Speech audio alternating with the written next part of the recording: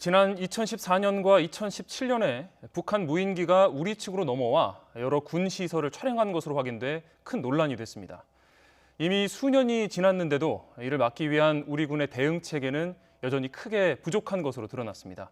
김대근 기자가 보도합니다. 무인 항공기가 백령도 상공을 날다가 추락한 사실이 확인됐습니다. 강원도 인제군에서 발견된 무인기는 북한에서 날려보낸 것으로 확인됐습니다. 지난 2014년 경기도 파주와 백령도 그리고 강원도 삼척에서 북한에서 넘어온 것으로 보이는 무인기가 잇따라 발견됐습니다. 심지어 탑재된 카메라로 청와대와 군부대 등을 촬영한 것으로 드러나 충격을 줬습니다. 2017년엔 북한 무인기가 내륙 깊숙이 들어와 경북 성주 사드기지 주변을 촬영한 것으로 확인됐습니다.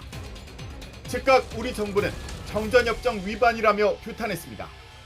북한이 이러한 대남 도발을 계속한다면 우리 군은 강력히 응징할 것이며 2014년부터 현재까지 국내에서 발견된 북한 무인기는 모두 5대입니다. 군이 3m 이하 소형 항공기를 탐지하지 못하다 보니 우리 상공을 제집 드나들듯 넘나들어도 대응하지 못한 겁니다. 정보를 누출하지 않기 위해서 국가가 노력하고 있는 혹은 군이 노력하고 있는 이런 시설에 대해서 마음대로 드나들면서 촬영할 수 있다는 것 자체가 안보 위협으로 인식될 수 있는 것이죠. 하지만 수년이 지난 지금까지 우리 군의 소형 무인기 탐지 대응 체계는 사실상 없는 상황입니다. 특히 영공을 책임지는 공군은 대통령 경호를 위해 서울공항에만 대응 시스템을 마련했습니다.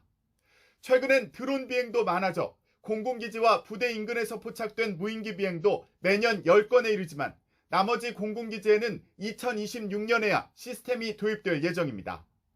주파수 교란 작전으로 드론을 떨어뜨리는 방식입니다.